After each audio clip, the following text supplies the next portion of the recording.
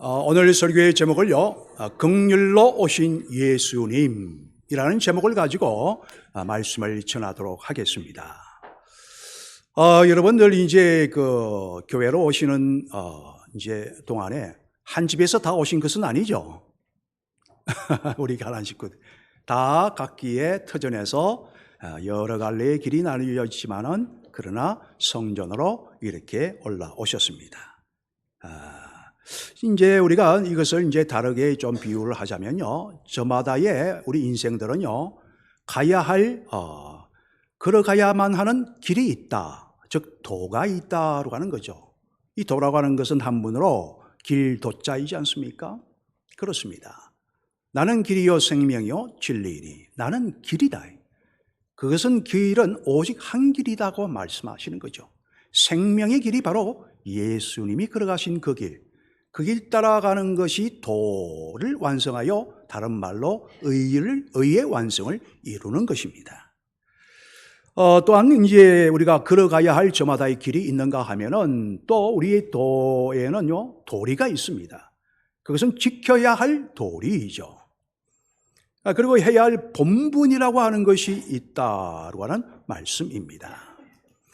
여러분, 사람은 자기의 길을 가고 자신의 도리를 다하고 그리고 자기의 본분을 지키는 것을 일컬어서 한 단어로 다시 말씀을 드리면은 도라고 하는 겁니다.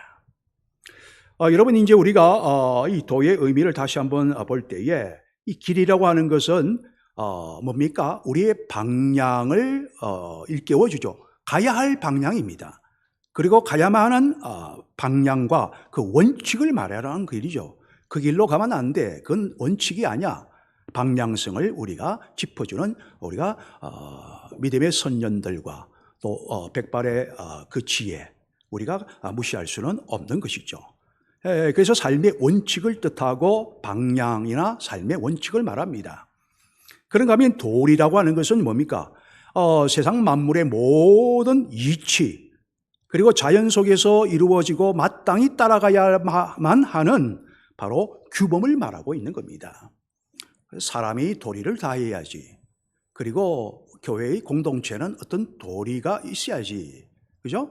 그게 뭐냐 하면은, 이제 늘 말씀을 드린 대로, 올해 신년 초부터 이제는 우리 교회가 질서와 규범 속에서 규모 있는 교회로 나아가야 된다라고 하는 것.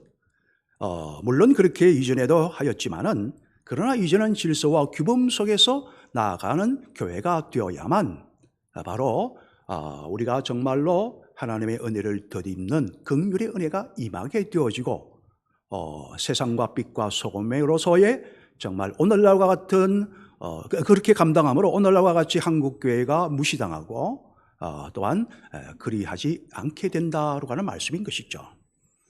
그리고 이제 본문은 책임과 의무를 말하고 있는 겁니다. 이 모든 것을 합하여 우리는 도 혹은 도리라고 보시면 되겠습니다. 그래서 임금과 신하 간에 지켜야 할 도리가 있고 또 이제 부부간의 도리가 있고요. 남녀 사이에 도가 있죠. 도리가 있습니다. 서로 지켜야 할 선이 있는 거죠. 또 윗사람과 아랫사람 간에 나는 무조건 윗사람이니까 또 아랫사람은 가만히 있을 수 없지 않습니까? 여기에도 서로 간의 이치에 맞게끔 질서와 규모에 맞게끔 우리가 윗사람을 존중하며 아랫사람을 하대하지 아니하고 그런 마음으로 서로 간의 말씀과 지혜가 오고 가는 바로 그러한 곳이 우리의 가정 속에서 이루어져야 되고 교회 안에서 이루어질 때에 또한 세상 속에 우리는 빛을 발하며 소금의 역할을 감당하여 함부로 교회를 우리가 세상이 넘겨다보지 못하게 되어진다라고 하는 말씀입니다. 여러분, 그런데 한 가지 우리가 마찬가지로 하나님의 사람들을 일컬어서 성도라고 하지 않습니까? 이 거룩히 구별된 성스러운 하나님의 길을 걸어가는 자, 주님의 길을 가고 주님의 도리를 지켜가는 자가 성도라고 하는 거예요. 그래서 믿는 사람들에게 주어진 신앙의 도리를 우리는 잘 지키며 살아가야 한다라고 하는 말씀을 드립니다. 여러분, 오늘 본문 말씀을 보시면요, 예수 믿는 사람들이라고 하는 것은요, 어떤 사람들입니까? 이 세상을 살아가는 동안에 어떤 길을 걸어가야 할 것인가, 어떤 가치관을 가지고 살아가야 할 것인가를 분명히 가르쳐주고 계시는데, 물론 성경에는 수많은 가르침이 있지만은 그 중에서도 이제 바로 긍휼을 베푸는 삶을 살아가야 된다라고 말씀하고 있습니다. 여러분, 우리 긍휼을요, 조금씩의 차이는 있습니다만은, 그러나 이 긍휼은 사랑이라 할 수 있고 자비라고 할 수도 있습니다. 그러나 특별히 따로 떼어서, 그죠? 우리가 산상복음에 바로 긍휼히 여기는 자는 긍휼히 여김을 받으리라. 여러분, 우리 믿는 사람들은요, 예수님을 자신의 구주로 고백하는 이상으로 이 세상 속에서 긍휼을 실천하는 삶을 살아야 되는 겁니다. 왜 하나님은 당신을 자녀로 부르셨습니까? 그것은 우리가 값없이 구원하여 하나님께 예배와 영광을 돌리며 살도록 하도록 우리를 지으셨는데, 그리고 우리를 거룩한 성도로 바른 진리의 길로 성도의 길을 걸어가도록 하기 위해서인데, 결국 우리들도 값없이 정말 구원을 얻은 백성으로서 사랑의 빚진 자로 세상 속에서 하나님의 영광을 위해 긍휼을 베풀며 살라라고 하여, 그리하여 그리스도의 사랑을 전하며 살아가라라고 우리를 구원하여 주신 것입니다. 그런데 여러분, 우리가 이제 이것을 우리가 말씀을 할 때에요, 정말로 우리는 예수님께서 정말 가장 천한 몸으로 이 땅에 오신 거죠. 여러분, 우리가 예수님은 반인간으로 오셨다라고 주장하는 그것은 이단이 말하는 거죠. 주님은 완전한 인간의 육체로 오신 분입니다. 왜냐? 그래 되어야만 바로 우리의 모든 것을 짊어지시고 대신하실 수 있는 제물이 될 수 있기 때문에 그런 거예요. 그래서 이제 다만 죄만 없으시다라고 하는 것, 자기의 아들을 아끼지 아니하시고 독생자 예수 그리스도, 즉 성자 하나님이 하나님과 같은 동등한 신분을 버리시고 이 땅에 우리와 똑같은 몸으로 이 땅에 고난을 유아기를 보내시고, 그리고 정말로 학령기를 지나서 청소년기를 지나 이제 작년에 청년기, 그렇게까지 자라오신 것이다라고 하는 것. 그간에 얼마나 많은 삶의 애환을 몸소 친히 누리셨는지 겪으셨는지 모릅니다. 왜? 그걸 아셔야만 우리를 완전히 또 세상 사람들이 그러한 예수님을 의지할 수 있기 때문이죠. 다만 죄가 없으신 분이다라고 하는 거죠. 여러분, 사실 우리가 알고 보면 예수님께서 이 땅에 오신 것은요, 바로 우리에게 긍휼과 자비를 베푸시기 위해서 오신 것이지 않습니까? 그러면 여러분, 왜 우리가 긍휼을 베풀면서 살아가야 하는 것인가? 우리가 잘 아시다시피 주님으로부터 우리가 긍휼하심을 먼저 받았기 때문에 그런 겁니다. 요한일서에도 나오다시피요, 너희가 나를 먼저 사랑한 것이 아니라 내가 먼저 너희를 사랑하여 너희가 사랑을 배운 거로 받은 대로 배운 대로 너희도 사랑하라.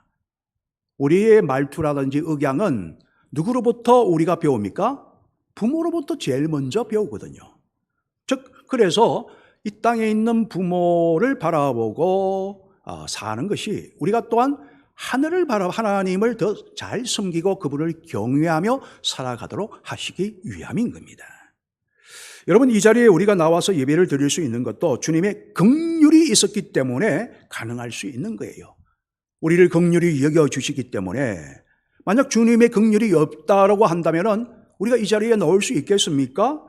어떻게 이 자리에 있을 수가 있겠는가? 죽음의 권세로부터 우리가 구원함을 받을 수 있었던 것도 주님의 긍휼 때문이지 않습니까? 그것은 가장 가난한 자부터 부한 자, 강한 자부터 또 약한 자부터 또 강한 자 모두를 아우르는 85억 인구의 이전에 인구를 다 합하여도요, 온 인류, 그들은 이미 하나님이 말씀하셨잖아요. 죽음을 선포하셨거든요. 죄의 삭슨 사망이요. 그러나 우리 주님은 사랑이시라, 긍휼의 하나님이시라. 그래서 너무 안타까운 거예요. 하나님의 형상으로 지음을 받았는데 나의 분신과도 같은 이 하나님의 백성들이 죄를 지어서 이제는 끝나는 인생으로 살도록 내버려 두기가 너무 아까워서, 그래서 구약에는 제사를 드리면서 그들이 살아갈 수 있도록 만드셨던 것이고, 그리고 오늘날에는 신약에 와서는 단번에 제물로 그래서 예수를 믿고 자기의 죄를 자복하며 살아가는 인생이 될 때에 바로 성도로 삼으시고 자녀로 삼으시사 바로 긍휼을 베풀어 주신 것이죠. 여러분, 주님은요 이 질서와 규모와 법과 아주 하신 말씀을 그대로 실행하시고, 그죠? 정말로 그리고 실행하시는 분이죠. 그렇기 때문에 우리 인간은 당연히 죄로 인하여서 죽을 수밖에 없고 죽었던 우리들, 그런데 그냥 죽도록 내버려 두기가 너무 우리를 사랑하시고 긍휼히 여기사 독생자 예수를 보내신 것입니다. 왜? 바로 공의의 하나님이시기도 하기 때문에 그런 거죠. 하신 말씀을 반드시 실행하시는 하나님이시기 때문에 그러한 겁니다. 누군가를 내세워야 되거든요. 그런데 가장 귀한 자기의 독생자 아들을 내려주심으로 몸이 되어 성육신하게 하심으로 아기 예수로 오게 하셨다고 하는 것. 여러분, 만일에 냉정하고 무서운 심판과 시푸른 칼날만 우리에게 있다고 생각해 보십시오. 하나님의 율례를 우리가 잘 지키지 못하여 하나만 죄를 지어도 온몸이 죄를 짓는 것과 마찬가지인데, 그대로 우리가 살아간다라고 한다면, 이런 하나님의 긍휼의 은혜가 없다면 한번 생각해 보십시오. 누가 주님 앞에 나와서 생명을 부지할 자가 있겠는가? 그런데 우리 모두는 하나님의 긍휼을 입고 살아가는 존재가 되었다. 바로 주님이 이 일을 하시기 위하여 아기 예수로 오셨다. 아무도 그리고 이 긍휼을 피할 수 없고 또 이 긍휼을 입지 못한 자가 아무도 없다라고 하는 말씀인 것입니다. 일반 백성들에게도 긍휼을 베푸시는 주님인데 우리 주님이 뭐라고 말씀하십니까? 하물며 너희 일까 보냐라고 말씀을 하신 것이다 라고 하는 거죠. 이처럼 우리는 주님으로부터 한량없는 사랑, 너무나도 큰 긍휼을 입고 살아왔기 때문에, 가고 있기 때문에 마땅히 우리는 이웃을 향하여, 더 나아가 원수까지도 긍휼을 베푸는 삶, 그게 다른 말로는 또한 용서이죠. 우리가 이제 가늠한 여인을 요한복음 8장에 데리고 왔을 때에 당연히 율법에 의하면은 그녀는 죽어야만 마땅하고 죽일 수밖에 없죠. 이 돌로 다 쳐서 죽이려고 합니다. 그러나 사랑의 하나님이면서 또 공의의 하나님인데 이 공의를 행치 않을 수가 없지 않습니까? 그죠? 이때에 주님이 바로 지혜를 주시는 거죠. 여러분, 하나님의 긍휼의 마음을 가지면요, 이 하나님이 자연스럽게 우리도 지혜를 주십니다. 모든 게 연결이 되는 거예요. 그래서 누구든지 죄 없는 자를 돌로 쳐라. 그러면서도 사랑을 베푸시는 가운데에 또한 여인이 다 떠나고 나도 너를 정죄하지 아니하노니 다시는 죄를 범하지 말라. 공의를 또한 행하시는 것이죠. 그리고 본인은 3일 만에 십자가에 달려 돌아가시지 않습니까? 왜? 그러한 생명을 영원히 구원하도록 하기 위해서입니다. 여러분, 우리가 이제 두 번째로, 만약에 이제 이 긍휼의 의미를 우리가 정말 모른다면 우리가 아직까지 주님의 우리를 향하신 사랑을 아직까지 온전히 알지를 못한다, 그런 상황에서 살아가고 있다라고 볼 수밖에 없는 겁니다. 물론 나는 주님의 긍휼하심을 온전히 이해해, 그런 자도 없습니다. 어쨌든 두 번째는요, 우리가 긍휼을 베풀면서 살아가야 하는 이유가 뭡니까? 크고 작은 숱한 불행들이 존재하기 때문에 긍휼이 필요하다. 여러분, 이제 1만 달란트 그리고 100데나리온, 1만 달란트 평생 갚아도 못 갚을 빚을 탕감받은 자가 아이고 100데나리온, 1데나리온 떡한데 100데나리온과 1만 달란트에 비하면 아무것도 아니죠. 그런데 나서자마자, 용서함을 받고 나서자마자 긍휼을 입은 자는 또 긍휼을 베풀어야 함에도 불구하고 긍휼히 여기지 아니하고 그 사람을 그냥 때리고 고소까지 하였다라고 하는 거죠. 긍휼을 받은 자로서 내가 긍휼을 베푸지 아니하면요, 누구를 그 주인은 책임 묻습니까? 1만 달란트 긍휼을 받은 자가 그 100다나리온에게 이 긍휼을 베풀지 아니한 바로 사람을 하나님은 그 주인은 다시 감옥에 넣고 평생 갚도록 그렇게 한 것이죠. 여러분, 주님은 이렇게 명령하셨습니다. 잠언 19장 17절로 가난한 자를 불쌍히 여기는 것은 여호와께 구워드리는 것이니 그의 선행을 그에게 갚아 주시리라 말씀하셨어요. 내 식물을 물 위에 던져라. 여러 날 후에 찾으리라. 베풀어도 채워지는 게 하나님의 정하신 하나의 하나님의 질서이죠. 그래서 이상하다. 그런데 그 하나님의 섭리를 우리는 이해 못해도 그 말씀이 세상을 창조하시고 다스려 가시고 심판하시는 하나의 섭리이기 때문에 해보면 된다라고 하는 것이죠. 그리고 이사야 1장 17절, 나중에 18절 말씀도 드립니다마는 선행을 베풀며 정의를 구하며 학대받는 자를 도와주며 고아를 위하여 신원하며 과부를 위하여 변호하라 하셨느니라. 사실 이런 문제들이요, 한국교회 내에서 잘 이루어지지 않기 때문에 오늘날 한국교회에 대한 인식이 많이 약화되고 인식이 교회는 언제나 참 빛이요 소금이다라는 말을 잘 못 듣게 되어지고, 물론 우리가 말세가 되면 사랑이 식고 믿음이 식어지기 때문에 특히나 이제 교우들이 성도들이 핍박을 받게 되어져 있기도 합니다. 그러나 여러분 반드시 우리가 행하는 그 일에는 놀라운 하나님의 상급과 대반전의 역사가 있다는 것을 기억하셔야 됩니다. 어쨌든 우리가 숱한 불행들이 존재하고 우리 가운데 고난 한번 겪어보지 못한 분들이 누가 있겠습니까? 우리가 주위를 잠시라도 둘러보시면 어디서나 도움을 요청하는 사람들의 절규로 가득 차 있음을 볼 수가 있습니다. 말씀을 안 이해해서 그렇지. 그리고 말씀하면요, 그게 하나의 또 진정한 긍휼을 베푸는 자고 진정 그를 위해 기도해 주는 자라고 한다면 그의 고민을 우리가 함부로 말하지 않겠죠. 하나의 가십거리로 만들지 않는 겁니다. 그래서 우리는 진정한 긍휼의 마음을 가지고 우리 교우들 가운데는 물론이요, 주변 이 지역 동네뿐만 아니라 이 사회 속에는 시리에 빠져 절망하는 자들의 아픔과 고통과 그들이 절규하는 시름 소리가 여기저기서 들려오고 있다. 이스라엘의 400년 동안의 노예로 정말로 그렇게 힘든 노역을 살고 있던 그 백성들의 신음소리를 들으신 우리 하나님께서 마찬가지로 오늘날도 이 험난한 시대 속에서 우리의 절규하는 소리를 듣고 계시고 이 일을 우리 모두가 성도로서 행하여야 함을 말씀하고 있는 겁니다.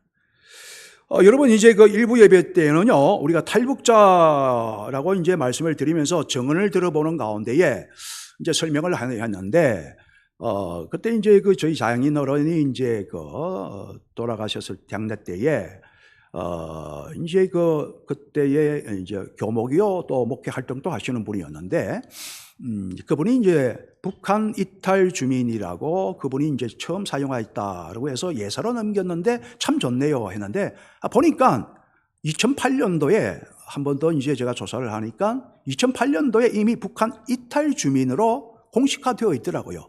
법령에는 공식이죠. 그러나 사회적 용어로는 이 사회적 용어가 참 이게 중요하잖아요. 나중에는 이게 법적 용어가 되기도 하고 그러되는데 탈북민으로 널리 사용되어진다. 어쨌든 뭐 중간에 세트민이라고 하였다가 뭐 그렇게 했는데요.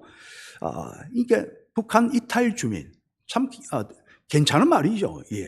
그런데 북한을 탈출해서 공안원에 이제 추격을 피해서 도망 다니다가 중국에서 이 붙잡힌 젊은 청년들이 있었는데요. 지금도 대부분이 그러하지만은 그들이 잡히자마자 그들의 대부분이 공통적으로 이런 말을 한다고 합니다. 그분이 목회를 하면서 특수 목회를 하는데 지금 또 이제 그러한 일들에 그 북한 이탈하신 탈북민들이 그런 내용들이 아직까지도 정언을 하고 있대요. 지금 또 변함이 없습니다. 옛날이나 지금이나. 저도 20년 전에 교회에서 나눠주는 책자 이 두꺼운 것을 다 읽어보았는데요. 엄청난 건데 그대로 지금도 그러하고 있다고 하는 거죠. 뭐냐? 그래서 잡히니까요, 공안원에 지금 이곳에서 우리를 감옥에 쳐넣어도 좋습니다. 다만 북한으로만은 돌려보내지 말아주세요. 여러분, 이 공산주의가요, 엄청난 거죠, 여러분. 그들이 얼마나 북한 사회에서 심한 학대와 고난을 받았으면 오히려 조국을 버리고 감옥행을 자처하겠습니까? 차라리 다른 나라의 감옥이 낫다는 것이죠. 지금도 이 엄동설 목숨을 걸고 감시의 눈을 피해가면서 생존을 위해서 몸부림치는 탈북자들이 너무나도 많습니다.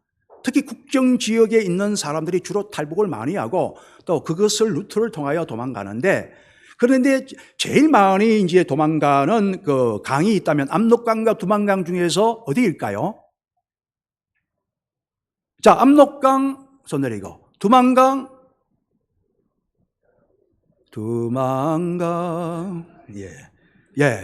두만강이죠. 제일 좁으니까. 그래서 별명이 뭐냐? 두만강이 아니라 도만강이라고 합니다. 도만강. 그렇게 이름이 붙여졌대요. 도만강. 짧잖아요. 목숨 걸고 총을 쏘아대도 겨울에는 막 달려버립니다, 그냥. 그리고 뭐 물이 녹아 있을 때는요, 경계가 허술한 틈을 딱 시간을 해가지고 그냥 헤엄쳐서 가기도 하고 도중에 물에 빠져 죽는 이들도 많이 있죠. 여러분, 비단 북한 사람들만 그렇겠습니까? 우리 주위에도 차마 눈뜨고 볼 수 없는 불행한 이들이 얼마나 많이 존재합니까? 돈이 없고 춥고 배가 고파서 일자리가 없어서 쉴 곳이 없어서 정말 자기의 이 정말로 무너지는 듯한, 의지할 데가 없어, 또 이 병이 들어도 치료받을 수 있는 그러한 여유가 없고, 아무리 복지가 잘 되었다 할지라도요, 또 지나친 복지는 안 되거든요. 그 나라가 망하는 길이니까. 그래서 고통받는 이들이 우리 주변, 우리의 이웃 가운데 얼마든지 있다. 사실 우리가 교회가 부흥기에 있었을 때 초심을 잃어버려서 그렇지, 처음에 우리 교회들이 전부 다 하는 일이 뭐였습니까? 선한 사마리아인처럼 주변의 이웃들을 돕는 일들을 참 많이 하였다. 지역 주민을 섬기는 일을 많이 한 겁니다. 그렇다면 여러분, 어떻게 해야 이 세상의 불행이 치유되고 해결될 수 있느냐? 바로 하나님의 긍휼, 전지전능하시고 무소부지하신 하나님의 긍휼을 입은 자로서 하나님의 긍휼만이 해결할 수가 있는 겁니다. 여러분, 그래서 정말로 우리가 긍휼히 여기는 마음을 가지고 우리가 그들을 위하여 도움의 손길을 펼치게 될 때에 그 순간부터 그들의 불행은 사라지기 시작하죠. 왜? 정말 나를 위해 기도해주고 나를 위해서 위해주는 사람이 있구나. 긍휼의 힘이야말로 이 시대의 불행을 몰아낼 수 있는 유일한 길이다. 일부에는 말씀을 안 드렸지만 짧게 말씀을 드리면요, 제가 아는 권사님이 지금 완전히 그냥 숲속에서 이 주로 이제 말기 암 환자들이 이제 마지막을 보내는 곳이거든요. 그러나 이제 이분은 그렇게 심하지가 않지만은 그래도 이제 들어가셔서 이분은 상처 입은 자로서 한 영혼이 너무너무 거기서 전도를 하셨대. 4명이나. 그런데 원래 스님으로 비구니로 살려고 하다가 정말로 이름이 이하연, 예쁘죠?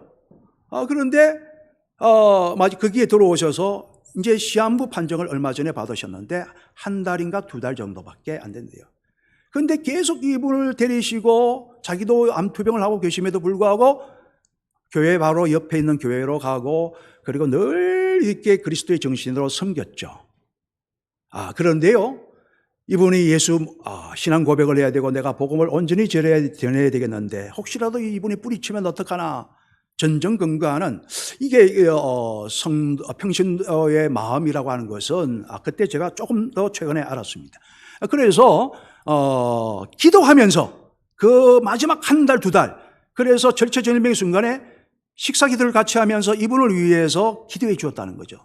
기도 속에 복음을 전한 거예요. 하나님 아버지여, 정말 이 귀한 분이 하나님 아버지를 모르고 예수를 믿지 않고 그냥 죽으면 어떡합니까? 예수 믿고 천국에 갈 수 있도록 하나님께서 주님의 사랑으로 빚어주시고, 그리고 하나님 아버지의 사랑이 임재하여 주셔서 성령에 인도하소서, 이런 식으로 기도를 하시니까요, 기도 끝나자마자 기도가 아주 좋은 하나의 전도 방법이었던 거죠. 그러니까 이 사람이 기도를 마치자마자 뭐라고 했느냐?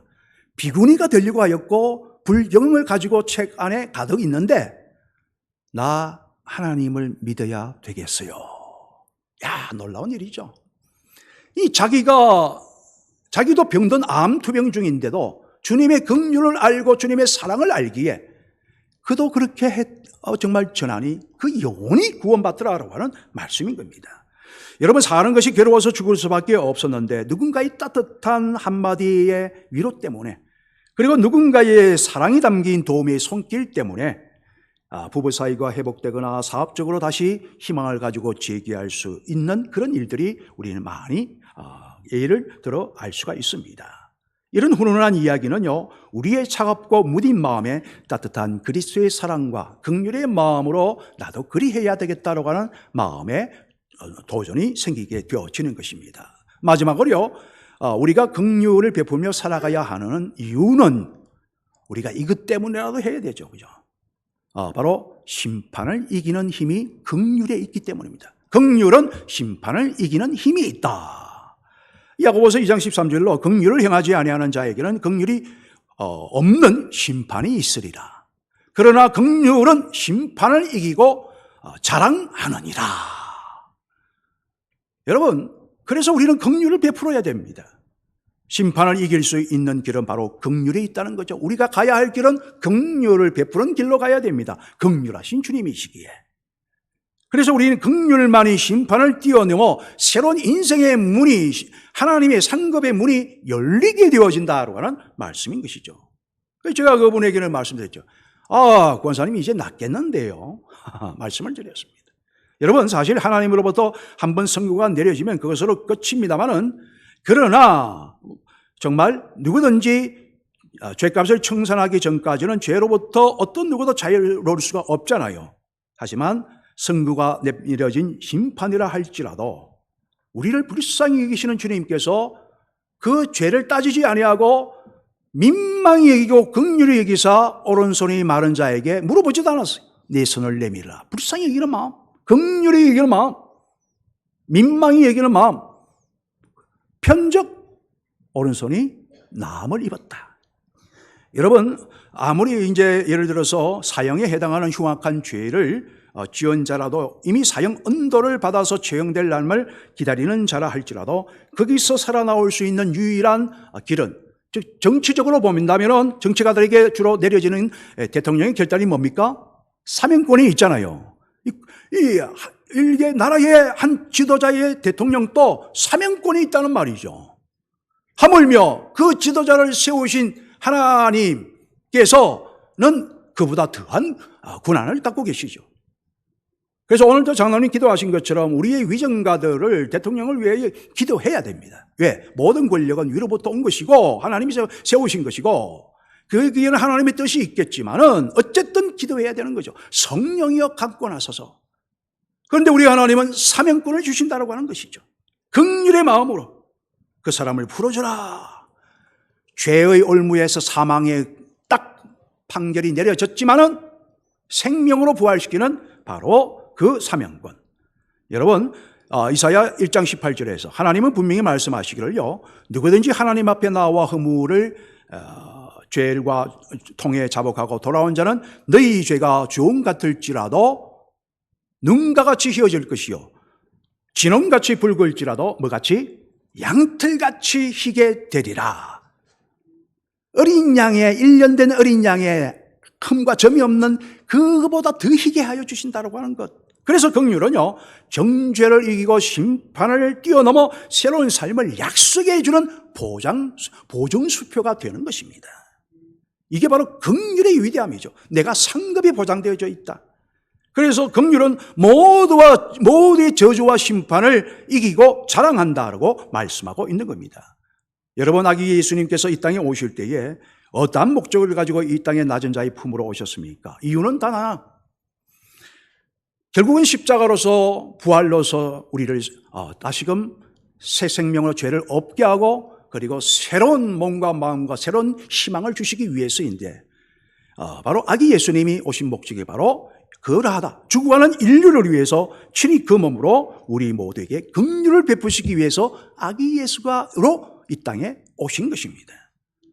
그래서 여러분 긍휼이야말로 모든 법을 초월하는 최고의 법이라고 할 수가 있는 것이죠. 왜? 긍휼은 곧 사랑이고 자비이기 때문에 모든 긍휼에는 사랑으로부터 시작이 되는 겁니다. 그래서 사도 바울은요 로마서 9장 1절에서 2절로 이제 그리스도 예수 안에 있는 자에게는 결코 정죄함이 없나니 이는 그리스도 예수 안에 있는 생명의 성령의 법이 죄와 사망의 법에서 너를 해방하였음이니라. 긍휼히 여긴 자는 긍휼히 여김을 받습니다. 그러므로 우리는 언제나 긍휼을 베푸는 사람이 되어야 하는 겁니다. 여러분 지금 우리는 온 인류를 위해서 십자가에 피를 흘리며 우리를 위해 대신 죽으신 그 긍휼의 주님께서 아기 예수님으로 탄생하여 오시는 것을 마음으로 준비하는 대림절 기간을 보내고 있습니다. 그렇다면 말씀을 정리할 때에 만왕의 왕이신 예수님은 먼저 아기 예수로 오셨다.